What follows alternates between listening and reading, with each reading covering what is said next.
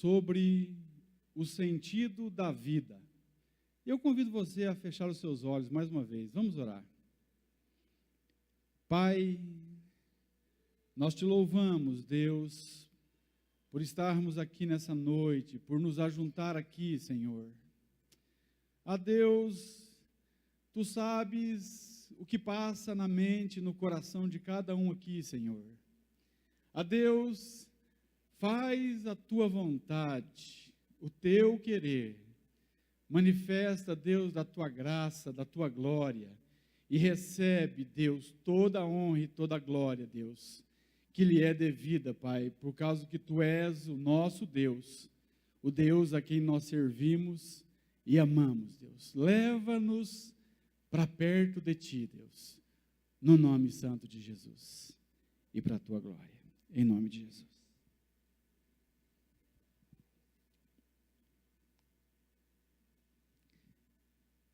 Eu quero fazer aqui, basicamente, 3 afirmações. Eu vou fazer uma afirmação e vou usar um texto bíblico. Então, a primeira afirmação sobre a questão do sentido da vida é: não encontramos o sentido da vida nos prazeres dessa vida. Eu convido você a abrir a Bíblia em Eclesiastes, capítulo de número 2. Nós vamos ler do versículo 1 ao versículo de número 11. Eclesiastes, vá lá em Salmos, Provérbios, Cantares, Eclesiastes.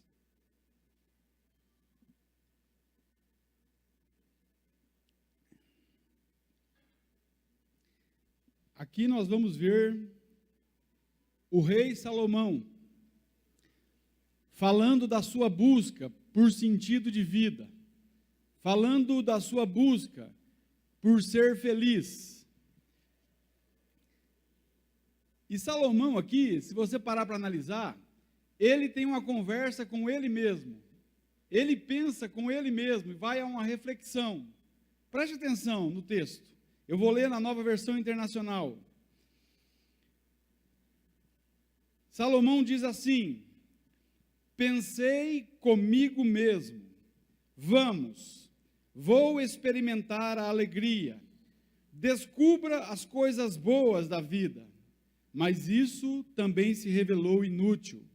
Concluí que o rir é loucura e a alegria de nada vale.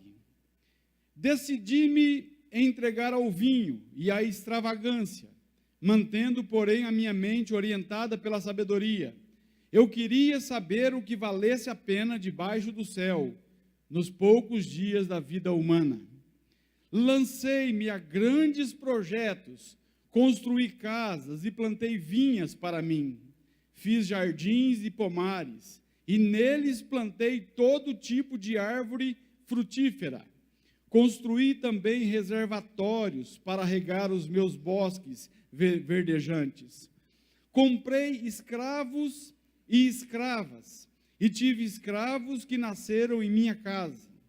Além disso, tive também mais bois e ovelhas do que todos os que viveram antes de mim em Jerusalém. Ajuntei para mim prata e ouro, tesouros de reis e de províncias. Servi-me de cantores e cantoras, e também de um harém, as delícias do homem. Tornei-me mais famoso e poderoso do que todos os que viveram em Jerusalém antes de mim, conservando comigo a sabedoria. Não me neguei nada do que os meus olhos desejaram, não me recusei a dar prazer algum ao meu coração. Na verdade, eu me alegrei em todo o meu trabalho. Essa foi a recompensa de todo o meu esforço. Contudo, quando avaliei tudo o que as minhas mãos haviam feito e o trabalho que eu tanto me esforçara para realizar, percebi que tudo foi inútil, foi correr atrás do vento. Não há qualquer proveito no que se faz debaixo do sol. Parece até um depressivo escrevendo, né? Bem, Salomão, ele foi um dos homens mais ricos e mais sábios que já existiu na face da terra. Se Salomão existisse hoje, vivesse nos nossos dias hoje, com certeza ele seria o homem mais rico do mundo. Salomão, ele nasceu por volta do ano 946 a.C. Ele era filho do rei Davi com Batseba, e ele se tornou rei aos 12 anos de idade. Quando Salomão torna-se rei, Deus aparece para ele e pede para ele o que ele queria. O que tu queres, Salomão? E Salomão então pede apenas sabedoria e conhecimento para governar o povo de Deus com justiça. Então Deus diz a Salomão: por que você não me pediu riquezas? Não me pediu vitória sobre os teus inimigos? Eu vou te dar mais riquezas do que qualquer rei que existiu antes de você e que existirá. E te darei também sabedoria e te darei conhecimento como não houve ainda. No texto que nós lemos, nós vemos Salomão falando dos seus prazeres, dos seus deleites, mas também falando dos seus erros. E você sabe, tanto quanto eu, que é muito melhor nós aprendermos com os erros dos outros do que aprender quebrando a cara com os nossos próprios erros. Então, eu tomo a vida desse homem aqui nessa noite para dizer para você que o sentido da vida não se acha nos prazeres dessa vida. Salomão buscou o sentido da vida nos prazeres dessa vida terrena e passageira, e ele não encontrou. Olha só, Salomão buscou o sentido da vida na alegria, nas coisas boas da vida. Olha só o que ele diz: vou experimentar a alegria, descubra as coisas boas da vida. E tem muitas coisas que alegram o nosso coração. Como é bom poder nos ajuntar com pessoas que nós amamos. Como é bom ir a um casamento, a um banquete, a uma festa. Como é bom poder viajar, sabe? Contemplar o mar, contemplar a natureza. Como é bom o nascimento de um filho. Como é bom tudo isso.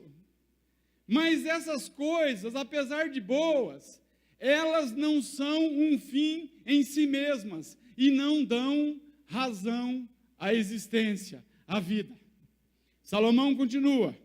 Olha só o que ele diz. Ele buscou o sentido da vida na bebida, na farra. Olha só, ele disse: decidi entregar-me ao vinho e à extravagância. Eu queria saber o que valesse a pena debaixo do céu, nos poucos dias da vida humana.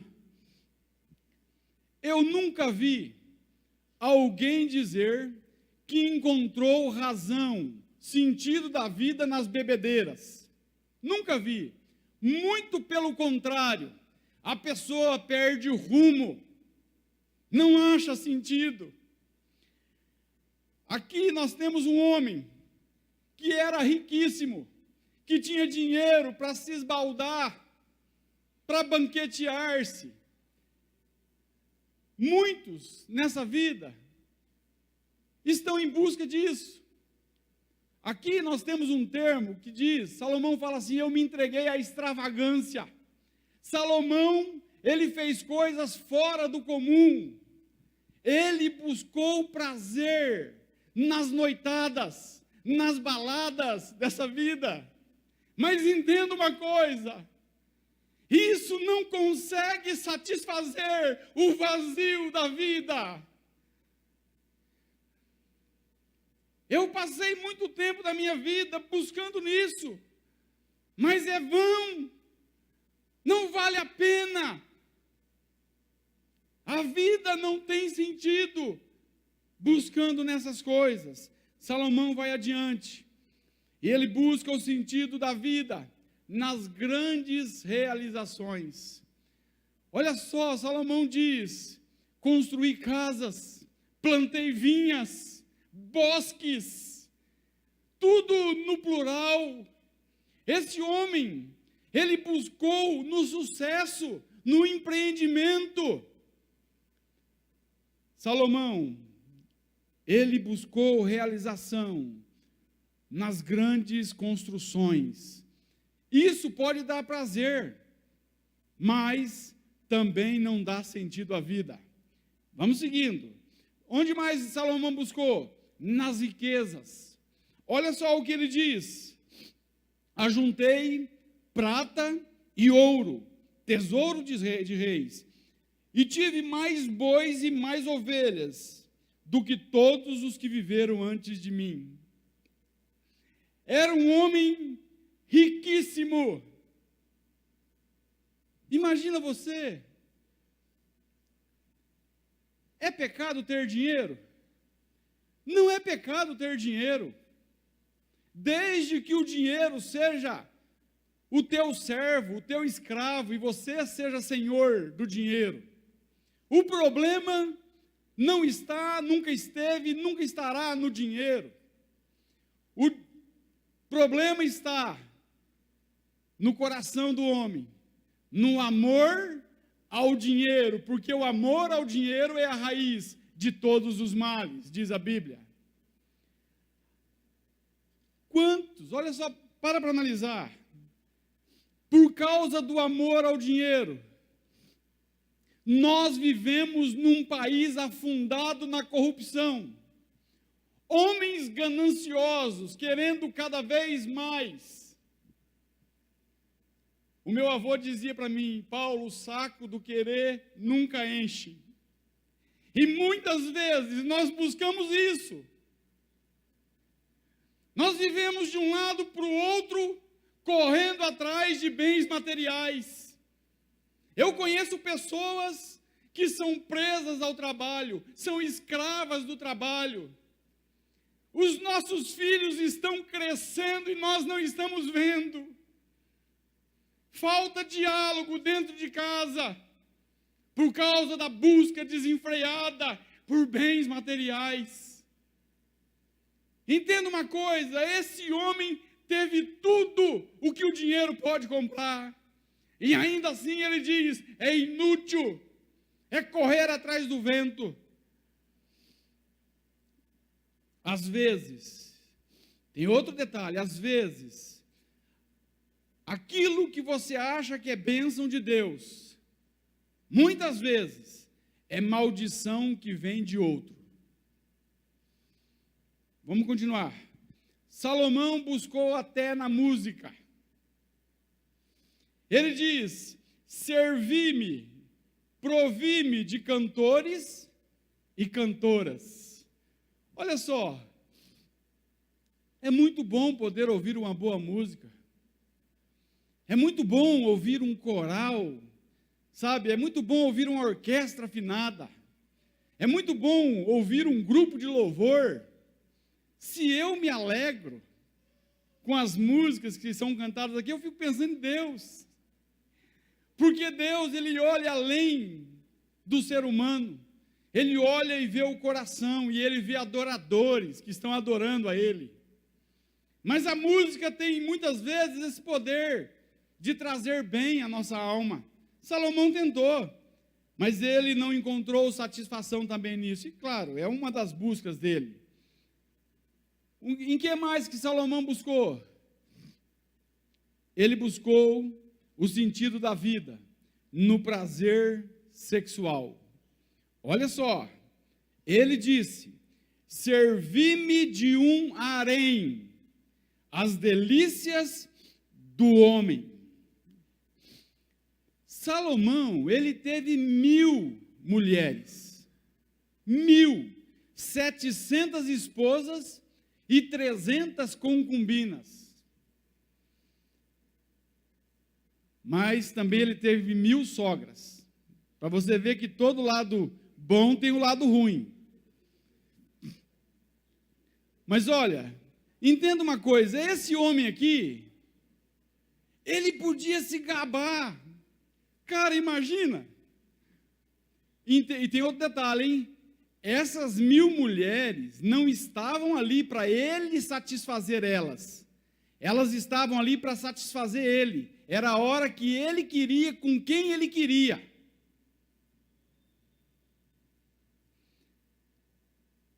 O sexo é uma bênção de Deus na vida de um casal, de um homem e uma mulher.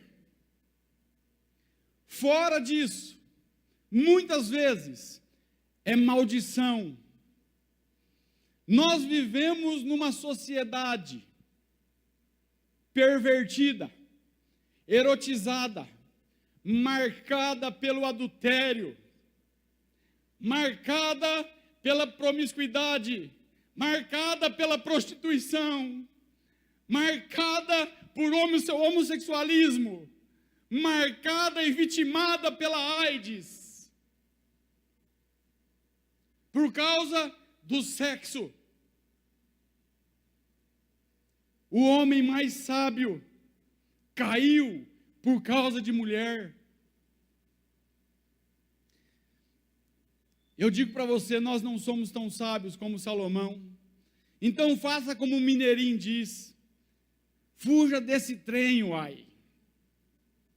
Fuja. Os prazeres sexuais também não preenche o vazio do nosso coração. Não preencheram o vazio do coração de Salomão. Salomão busca onde mais? Ele busca na fama e no poder. Olha só o que Salomão diz: tornei-me mais famoso e poderoso do que todos os que viveram em Jerusalém antes de mim. Numa perspectiva humana, se você olhar para Salomão, você vai dizer que ele era o homem mais feliz da terra. Um camarada desse aqui, eu diria que ele era o cara mais feliz da terra. No entanto, ele está se queixando que ele não encontra satisfação, que ele não encontra felicidade nessas coisas. A alegria desse mundo é vã, é passageira.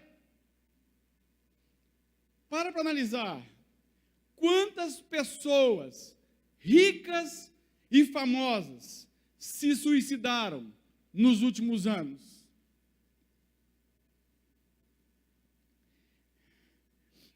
O que eu fico pensando é que toda a riqueza deles, toda a fama, todo o glamour desse mundo não foram suficientes para deixarem eles com vidas, e eles tiveram que arrancar a própria vida por causa do vazio existencial.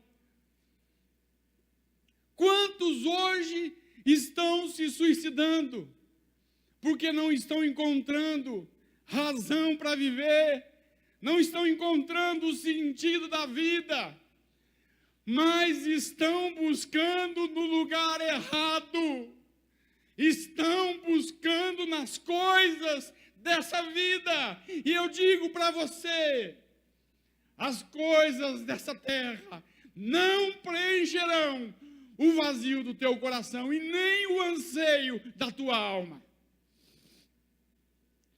Eu fico admirado. Salomão, ele transcendeu a todos os que viveram antes dele, em fama e em poder, e ele, mesmo cercado de glória, ele diz que tudo foi inútil. Depois de buscar o sentido da vida, em tudo isso que eu disse, Salomão chega à seguinte conclusão: tudo é vaidade, tudo é inútil, tudo é correr atrás do vento, não satisfaz, não há proveito no que se faz debaixo do sol. Como anda a sua vida? Está correndo atrás do vento? Como é que você tem vivido? Como é que essas coisas têm ocupado um lugar na tua vida? Que lugar que elas ocupam? Nós temos que entender que os prazeres dessa vida não dão sentido à vida. Não vivamos apenas em função deles. Se a mensagem parasse aqui, ia ser uma mensagem frustrante.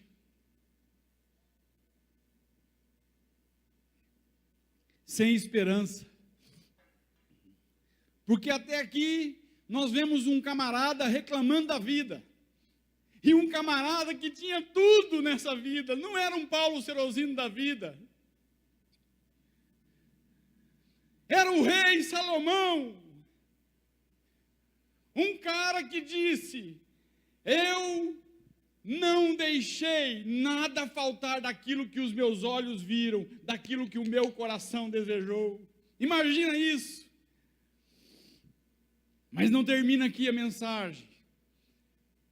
Essa é a primeira afirmação apenas. A segunda é: encontramos o sentido da vida no autor da vida. E eu quero usar o texto de Atos 17, 28, para falar sobre essa afirmação. Não precisa abrir, é um versículo só. Diz assim: porque nele vivemos e nos movemos e existimos. E eu quero fazer uso de outro texto, que está em Efésios 1, versículo 11 e 12. Creio que até o versículo que o pastor Tamar vai continuar na mensagem dele. Parou aqui. É o 13, né? Mas eu quero ler na Bíblia, na versão que eu creio que ninguém tem aqui, na Bíblia, a mensagem. Olha só o que diz. Em Cristo, descobrimos quem somos e por que vivemos. Muito antes de ouvirmos falar de Cristo e de depositarmos esperança nele, ele já pensava em nós. E tinha planos de nos dar uma vida gloriosa, que é parte do propósito geral que ele está executando em tudo e em todos. O Catecismo de Westminster diz assim: o fim principal do homem é glorificar a Deus e ter prazer nele para sempre. Agostinho chegou a dizer: Senhor, tu nos criastes para ti, e a nossa alma não encontrará descanso até repousar em ti.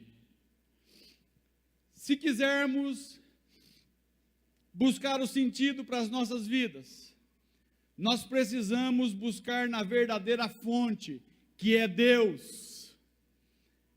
Qual é o ponto de partida? Qual é a nossa motivação? Qual é o alicerce da nossa vida, o fundamento? A Bíblia diz que não há outro fundamento a não ser Cristo.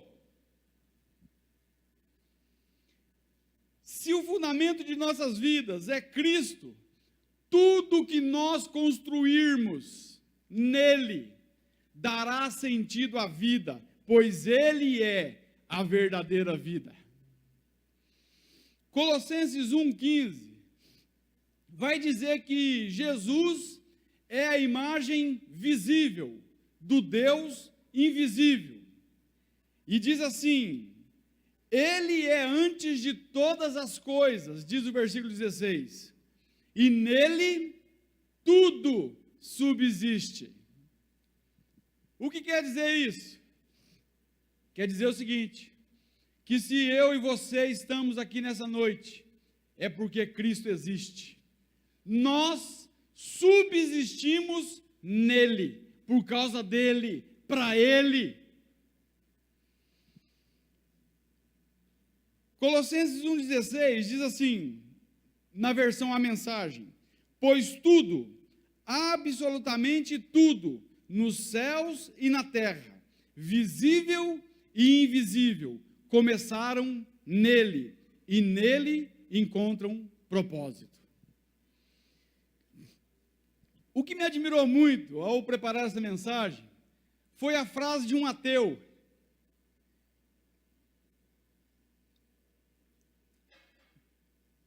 Eu gosto muito de ler os ateus. Gosto muito, porque os camaradas, muitas vezes, eles pensam mais do que nós cristãos. É duro dizer isso, mas é verdade. Olha só o que Bertrand Russell, um ateu, disse: a menos que se admita a existência de Deus, a questão que se refere ao propósito para a vida não tem sentido. Mas é isso que acontece. Existem pessoas que acham que morreu, acabou, que a vida é tão somente aqui e agora. Que vida pequena, que vida sem sentido. Rapaz, como pode alguém pensar que a vida é tão somente aqui na terra? O pastor Rick Warren, ele disse assim: a questão não somos nós. O propósito de nossas vidas é muito maior do que a nossa realização pessoal. É muito maior do que tudo na terra. Se quisermos encontrar o sentido da vida, devemos começar em Deus, pois tudo começa com Ele. Isso é verdade. Nós começamos para o lado errado, muitas vezes. Nós começamos a fazer perguntas para o nosso próprio eu. O que eu vou fazer? Quais são os meus planos, os meus projetos? O que vai ser do meu futuro? Qual a faculdade que eu vou cursar? Onde eu vou morar? É eu. Cadê Deus? Começamos para o lado errado. E ainda, nós temos um peso da arte, da música, dos filmes, que dizem para nós que é para buscarmos sentido na vida em nós mesmos. Isso é uma falácia. O Renato Russo, numa das músicas dele, ele diz: se você tiver em quem acreditar, acredite em si mesmo. Errado. Um ótimo poeta. Mas eu digo para você, não obedeça a sua frase nem a sua música, porque você vai se frustrar. Quer acreditar em alguém? Acredite em Cristo. Nele e somente nele. Não busque em si mesmo, porque em si mesmo você é um fracassado. Em si mesmo, em nós mesmos, nós não temos conserto.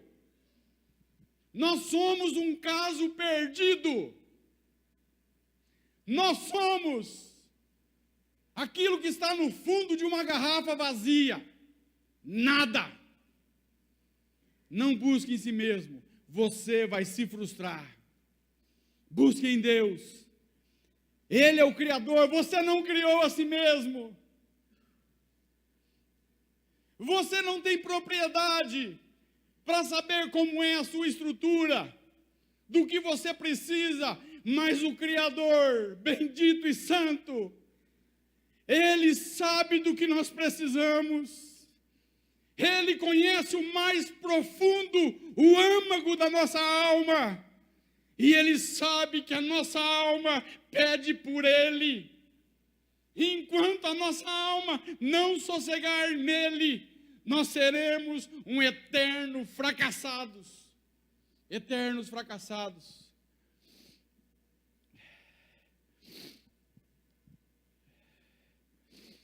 Deus não é apenas o ponto de partida. Ele é a fonte. Ele é a verdadeira vida.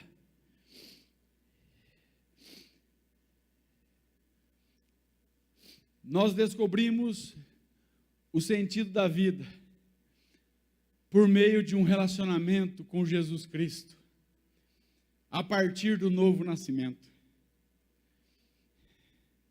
Antes de nascer de novo, esquece. Você jamais encontrará o sentido da tua vida se você não nascer de novo.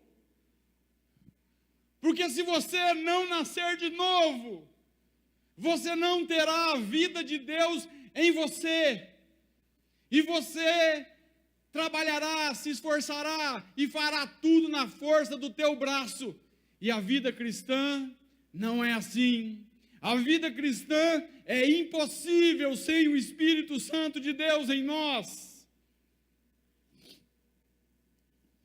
Agora, Deus deseja te dar vida. Tanto deseja que Ele providenciou um caminho para te dar vida. O caminho é o seu Filho. O Filho de Deus disse: eu sou o caminho, a verdade e a vida. E ninguém vem ao Pai se não for por mim. Só Deus dá sentido à vida. Você já encontrou o sentido da tua vida? Onde você tem buscado? No final da vida de Salomão, graças a Deus, né? Porque se ele morre do jeito que ele estava aqui, no que nós lemos, ele ia para o beleléu. Mas Salomão diz algo muito sábio. Aí parte dele um conselho para nós. No final de sua vida, Salomão chega à seguinte conclusão, e ele diz em Eclesiastes 12:1: lembra-te do teu Criador nos dias da tua mocidade, antes que venham os maus dias, que você vai dizer: não tenho mais satisfação neles. E no versículo 13, Salomão diz assim: eu cheguei à seguinte conclusão, que é para o homem temer a Deus e guardar os seus mandamentos. Esse é o essencial de todo homem. Primeira afirmação: não encontramos o sentido da vida nos prazeres dessa vida. Segunda, não encontramos o sentido da vida no autor da vida. E terceira e última, o sentido da vida é viver para a glória de Deus. Eu quero usar o texto de Efésios 1, versículo 11 e 12, agora na nova versão internacional. Olha só o que diz aqui: nele fomos também escolhidos, tendo sido predestinados, conforme o plano daquele que faz todas as coisas segundo o propósito da sua vontade, a fim de que nós, os que primeiro esperamos em Cristo, sejamos para o louvor da sua glória. O sentido da vida é o louvor da glória de Deus. Para aquele que foi alcançado pelo Senhor,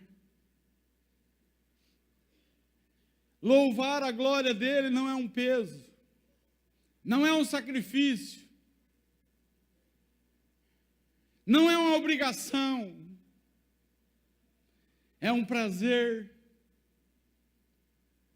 É um prazer poder estar aqui nessa noite e poder dedicar a Deus as nossas vidas, dizer da nossa gratidão por tudo que Ele tem feito, render a Ele adoração, porque Ele é digno de receber a adoração daqueles que foram alcançados por Ele. Servir a Deus não é um peso, muito pelo contrário. Mesmo diante das tribulações dessa vida, mesmo diante das dores, das tragédias, nós temos paz, nós temos alegria verdadeira, nós temos amor verdadeiro, nós temos verdadeira comunhão com Cristo e nós temos certeza de vida eterna.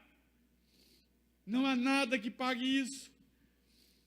Nós temos que tributar a Deus toda a glória, porque não vem de nós, não vem de nós. É isso que mais, sabe, me chama atenção em Deus. Por mais que vivermos aqui, não é a nossa carne. Toda expressão nossa, todo ato de amor nosso, toda boa obra nossa, parte do Pai das luzes, vem dele. É por isso que é Cristo agindo em nós. Quando a graça de Deus age em nós, e nossas ações e reações imitam as ações de Cristo, então Deus tem prazer em nós, porque tem prazer nele, em Cristo. Jesus é o padrão de Deus. Nós devemos entender que não temos méritos algum.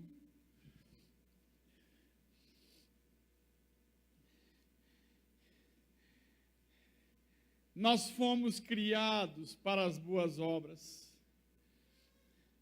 Toda boa obra que fazemos faz parte da filiação, da adoção de filhos, do agir de um Espírito que está em nós, por causa que Deus fez ele habitar em nós. É por isso que Tiago vai dizer assim: meus amados irmãos, não se deixe enganar, toda boa dádiva e todo dom perfeito vem do alto, descendo do Pai das luzes. 1 Coríntios 1, versículo 27, a seguir diz assim: mas Deus escolheu as coisas loucas desse mundo, para envergonhar os sábios, e escolheu as coisas fracas do mundo, para envergonhar as fortes. Ele escolheu as coisas que não são, as insignificantes, as desprezíveis, e as que nada são, para reduzir a nada as que são, para que ninguém se vanglorie diante dele, e por iniciativa de Deus é que nós estamos em Cristo, o qual se tornou sabedoria de Deus para nós, isto é, justiça, santidade e redenção, para que, como está escrito, aquele que se gloria, glorie-se no Senhor.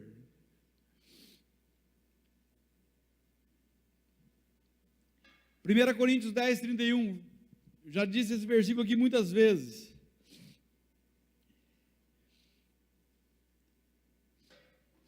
Mas é muito mais do que dizer, é muito mais do que decorar, é muito mais do que memorizar, é encarnar, é viver isso aqui. Ah, se todas as nossas ações fossem marcadas por uma pergunta: estou fazendo isso para a glória de Deus? Muitos dos nossos pecados não seriam cometidos. Portanto, quer comais, quer bebais, quer façais qualquer outra coisa, fazei tudo para a glória de Deus. Tem como mentir para a glória de Deus? Tem como acessar um site pornográfico para a glória de Deus? Tem como dar uma escapadinha e adulterar para a glória de Deus? Isso vale para mim. Essas coisas assim, versículos assim, tinha que nortear a nossa vida. Não é para ficar só ouvindo, é para praticar. Devemos viver para a glória de Deus. Como, Paulo? Como que um mero ser humano, um miserável pecador vai viver para a glória de Deus? Se submetendo a Ele, obedecendo o seu Filho Jesus Cristo, recebendo as virtudes do Espírito Santo. É só assim, meu irmão. É só assim, é nele. como eu já disse aqui, a vida cristã não é difícil. Aí você para assim, ô louco, Paulo. A vida cristã não é difícil. Ela é impossível sem o Espírito Santo de Deus em nós. É impossível. Essa vida de Deus em nós vai nos levar a glorificá-lo. Já estou encerrando. Quando praticarmos boas obras, você pode ter certeza que Deus vai ser glorificado. Ah, é, Paulo? Sim, Jesus disse isso em Mateus 5,14. Jesus disse assim: vós sois a luz do mundo. Versículo 16, ele diz assim: portanto, resplandeça, brilhe a vossa luz, para que os homens vejam as suas boas obras e glorifiquem ao Pai que está nos céus. Encontramos felicidade fazendo os outros felizes.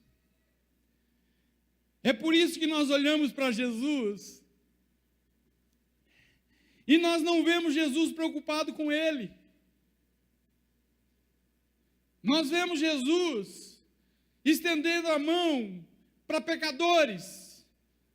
Nós vemos Jesus comendo com os pecadores. Nós vemos Jesus se misturando com o povão. Nós vemos Jesus tocando nos leprosos, amando as pessoas. E ele disse para nós fazermos o mesmo, amarmos as pessoas. Jesus, ele ordenou que pregássemos o Evangelho. Entenda uma coisa: o Evangelho não é para ficar fechado aqui em quatro paredes, não é exclusivista, e graças a Deus ninguém aqui é assim, é para todos. Mas não pense que Deus alcançou você e agora você vai ter vida boa apenas, que é para sentar, deitar numa rede e ficar esperando Jesus voltar. Você precisa cumprir a ordem dele. Eu preciso. Ele deseja que nós sejamos usados por ele. E pregar o Evangelho é glorificar a Deus, porque é ele que faz as coisas acontecerem. Deus, preste atenção, Deus nos escolheu, nos santificou, nos separou. Para quê? Para virmos domingo após domingo num culto aqui na igreja? Também, faz parte. Mas se você sai daqui e aqui dentro você levanta a mão, adora a Deus, e você é santo aqui, mas você sai daqui e amanhã você vive uma vida de ímpio, de pecador miserável, você não entendeu o Evangelho. Você é um mero religioso e frequentador de igreja. Ou não nasceu de novo ainda e precisa nascer de novo. 1 Pedro 2,9 responde essa pergunta. Deus nos escolheu, nos santificou, nos separou. Para quê? 1 Pedro 2,9 responde, olha só.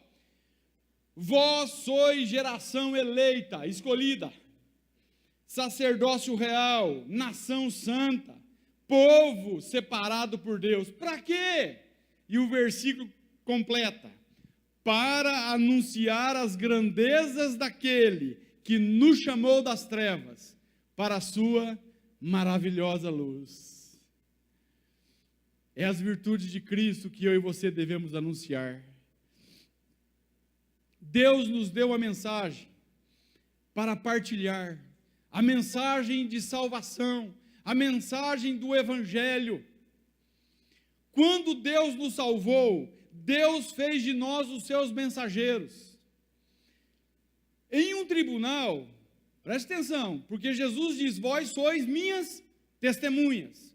Num tribunal, uma testemunha não debate o caso. Uma testemunha não acusa ninguém, ela não dá o veredito. Ela simplesmente conta o que lhe aconteceu. Isso basta. Então, nós vemos aqui que tudo isso aqui é trabalho dos advogados, dos promotores e dos juízes. Jesus disse: vós sois minhas testemunhas. Ele não disse: vocês são meus advogados, meus promotores, meus juízes. E tem uma mensagem que você é portador dela, e você pode muito bem dizer o que aconteceu na tua vida.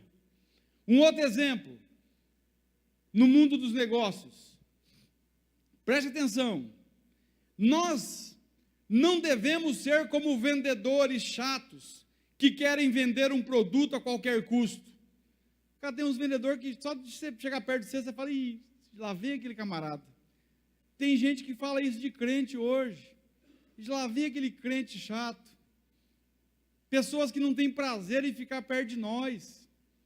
Rapaz, um dia o irmão deu um testemunho na igreja, dizendo assim, que quando chegava na hora do almoço, tinha 200 funcionários na empresa, ele catava a marmitinha dele e saía, comia lá debaixo de uma árvore, porque não pode sentar na roda dos escarnecedores. Ah, misericórdia, irmãos. Jesus disse que ele nos deixaria no mundo, que era para nós influenciarmos esse mundo, que era para sermos sal da terra. O sal conserva, o sal provoca sede nas pessoas, e nós, a minha vida, a tua vida, tem que provocar sede nas pessoas pelo Deus vivo. Fale, conte aos outros como era a sua vida. Antes de conhecer Jesus, diga como você se arrependeu, como você recebeu perdão. Eu e você, nós temos que ser como clientes satisfeitos, que têm prazer em dizer quem nos atendeu e que fizemos o melhor negócio das nossas vidas. Deus quer usar você. Sim, você. Deus quer usar a mim e a você. Isso leva glória para Ele. Será que estamos vivendo para a glória de Deus? E eu encerro aqui. Algum dia, toda a história será encerrada, mas a eternidade seguirá.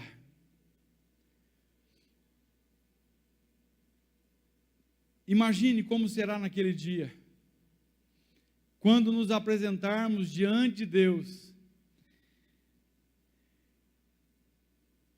e junto nós dissermos: Tu, Senhor e Deus nosso, és digno de receber a honra, a glória e o poder, porque criaste todas as coisas e por Tua vontade elas existem e foram criadas.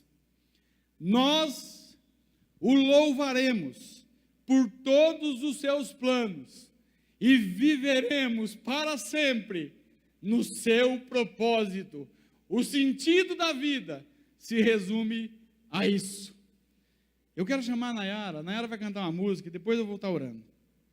A Nayara vai cantar uma música. Quero que você preste atenção nessa música.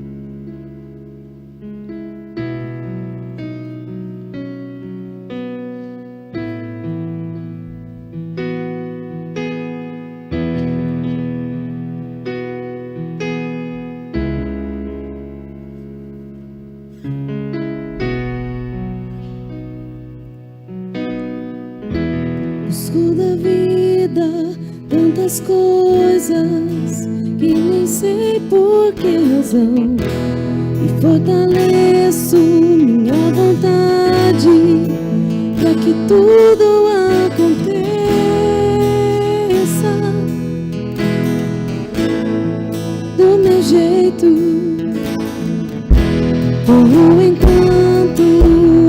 perdido, persisto até chegar ao fim, pra descobrir lá no final. Eu corri atrás do vento.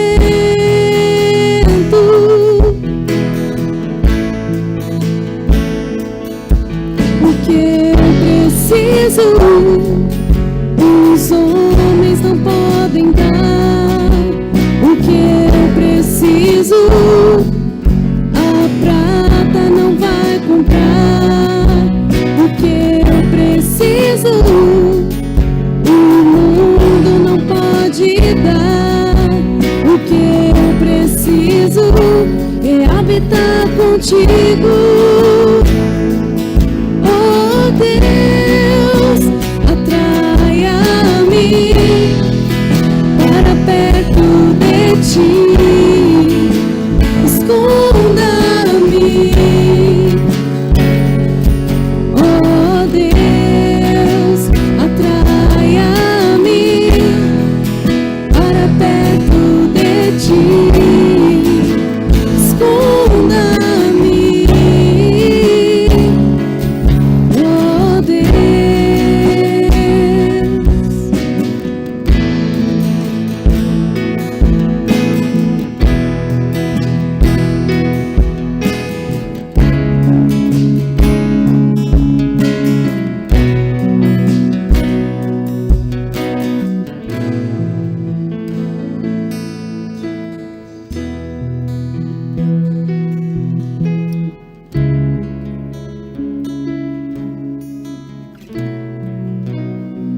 Eu quero que você feche seus olhos.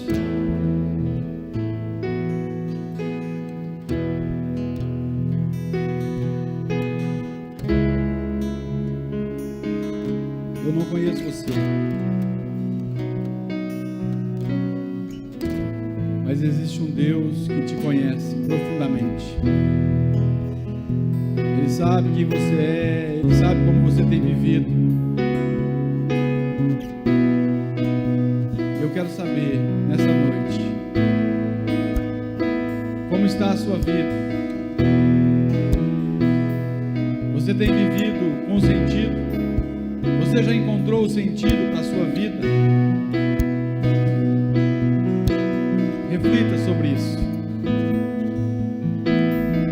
Eu quero saber se você não tem sentido, sua vida não tem sentido, mas você quer encontrar sentido para a sua vida, e você quer nessa noite se render a Cristo, que é o único meio para termos sentido na vida, é entregarmos a nossa vida para o autor da vida, para que a nossa vida comece a ter sentido. Eu quero que você, onde você está, você dê um sinal com a mão assim, eu quero orar com você. Há alguém? Há alguém no nosso meio? Eu não estou enxergando, está muito escuro. Amém. Mais alguém? Há mais alguém? Não tenha vergonha.